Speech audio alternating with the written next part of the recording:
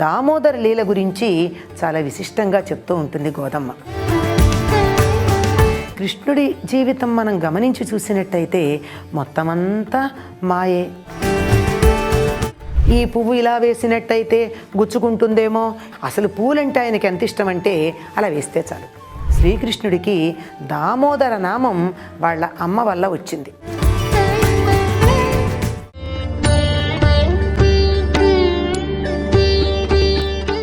భక్తివన్ ప్రేక్షకులకు నమస్కారం. భక్తికి ఉన్న శక్తి ఎటువంటిది? అసలు భక్తి మార్గాన్ని ఎవరైతే ఎంచుకుంటారో వాళ్ళు చాలా సులభంగా భగవంతుడికి సమీపంగా వెళ్ళగలుగుతారట. మరి ఈ మార్గం అంత సులభమైనదా? చాలా కష్టం కదా అని ఒక్కొక్కసారి అనిపిస్తూ ఉంటుంది. కానీ చాలా తేలికగా, చాలా సులభంగా, ముఖ్యంగా నమ్మకంతో, భక్తితో ఎప్పుడైతే భగవంతునికి సమీపంగా ఉంటామో ఉపాసనా బలం పెరుగుతుంది అని నిరూపణ చేసింది గోదాదేవి. అందుకే తాను 30 రోజులు పాసురాలను అందించి భగవంతునిలో ఐక్యమైపోయి తరించిపోయింది, మోక్షాన్ని పొందింది. అటువంటి తిరుప్పావైలో 5వ పాసురం గురించి ఇప్పుడు తెలుసుకుందాం. మాయనై మన్ను వడమదురై మైందనై తూయ పెరుநீர் யமுனை துறைவனை ஆயர் குலத்தினில் தோன்றும் மணிவிளக்கை தாயை குடல் விளக்கம் செய்த தாமோதரனை தூயோமாய் வந்து நாம் தூமலர் தூவித் தொழுது வாயினால் பாடி மனத்தினால் சிந்திக்கா போய பிழையும் புகுதருவான் என்றனவும் తీయనిల్ తూసాగుం సెప్పేలోరెంబావాయ్. ఈ 5వ పాసురంలో కృష్ణుణ్ణి మాయనై మణివಣ್ణ అని ఆవిడ కీర్తిస్తోంది. మాయ ఆవిట. నిజంగానే కృష్ణుడిది మాయా మోహనమైనటువంటి రూపం, లీలా మానుష విగ్రహం.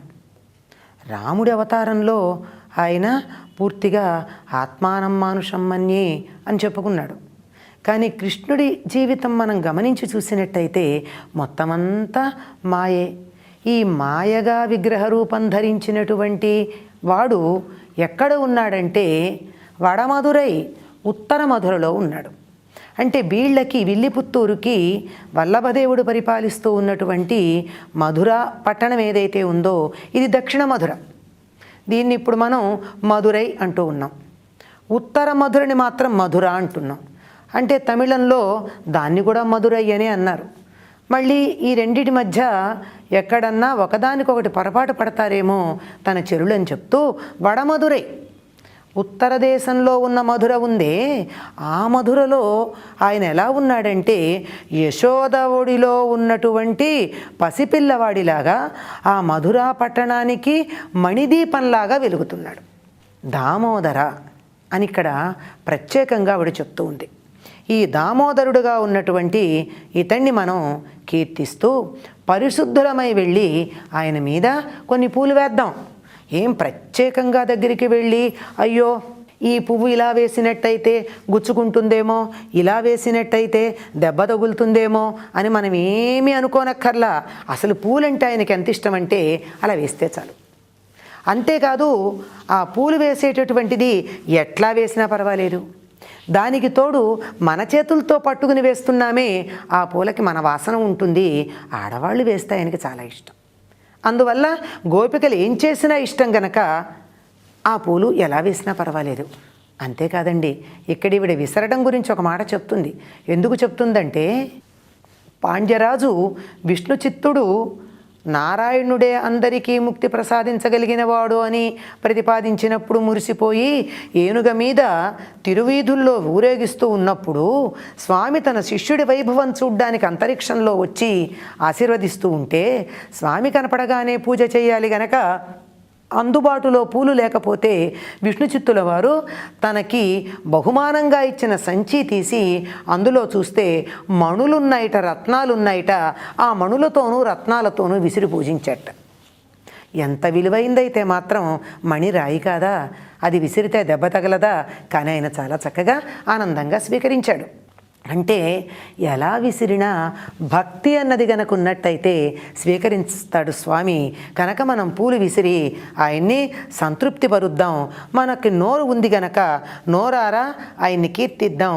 అలా కీర్తిస్తే ఆగామి సంచిత ప్రారబ్ధములు అనబడేటటువంటి 3 కర్మలు కూడా మనకి నశిస్తాయి సుమా. ఎలా నశిస్తాయి అంటే అగ్నిలో వేసినటువంటి దూది పింజల్లాగా వెంటనే కాలిపోతాయి. ఇందులో దామోదర లీల గురించి చాలా విశిష్టంగా చెప్తూ ఉంటుంది గోదమ్మ. ఎందుకు అంటే శ్రీకృష్ణుడికి దామోదర నామం వాళ్ళ అమ్మ వల్ల వచ్చింది.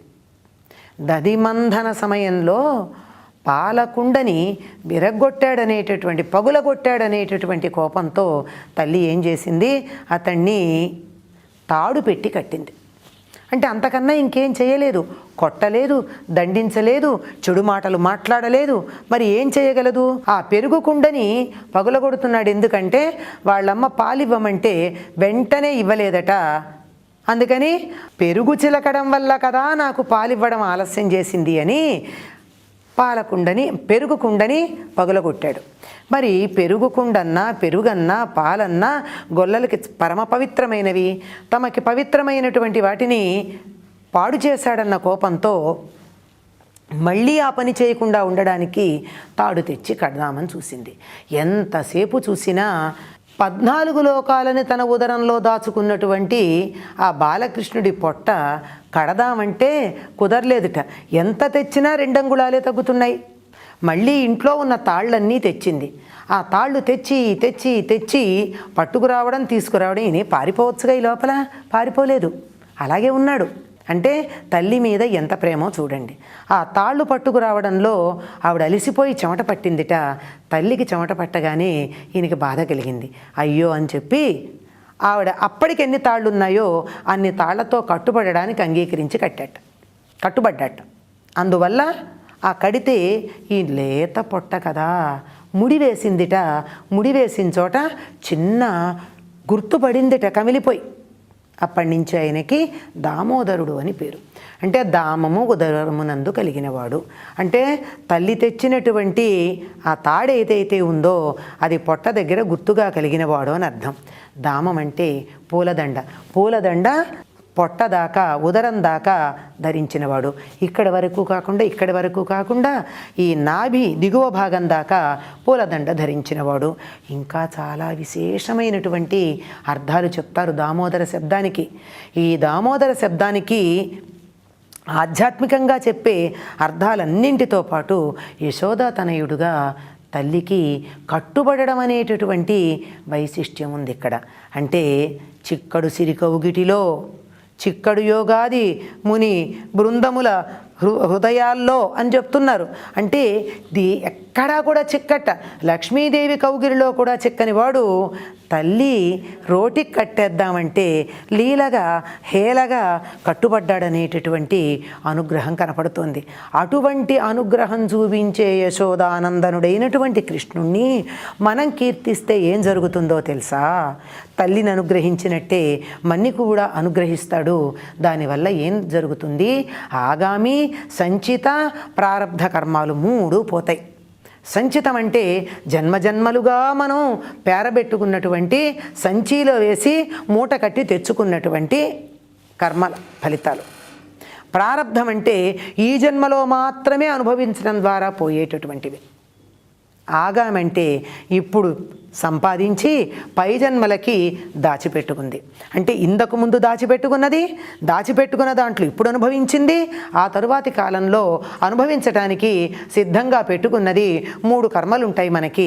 మొదటిది సంచితం అమ్ముల పొదిలో ఉన్న బాణం, ప్రారబ్ధం వదిలిన బాణం మళ్ళీ ఎక్కుపెట్టి వచ్చే జన్మకి ఉపయోగించడానికి సిద్ధంగా ఉన్న బాణం అనేటటువంటి స్థితిలో ఈ మార్గళి మాసంలో, ఈ మార్గశీర్షంలో, ఈ ధనుర్మాసంలో జీవుడు ఈ 3 స్థితుల్లో ఉన్న బాణాలని కూడా భగవంతుని స్మరణ అనేటటువంటి ఒకే ఒక కార్యం ద్వారా అగ్నిలో వేసినటువంటి దూది పింజల్లాగా భస్మీపటలం చేయడానికి అవకాశం ఉంది.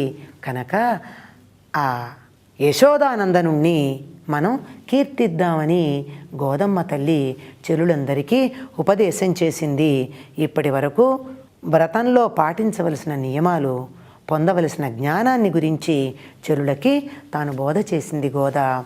నీళాతుంగస్తనగిరితటీ సుప్తముద్బోధ్య కృష్ణం పారార్ధ్యం స్వం శృతిశరసిద్ధమధ్యాపయంతి స్వోచ్ఛిష్టాయాం సృజనిగళితం యా బలాత్కృత్య భుంక్తే గోదా తస్యై నమైదమిదం భూయ ఏవాస్తు భూయః.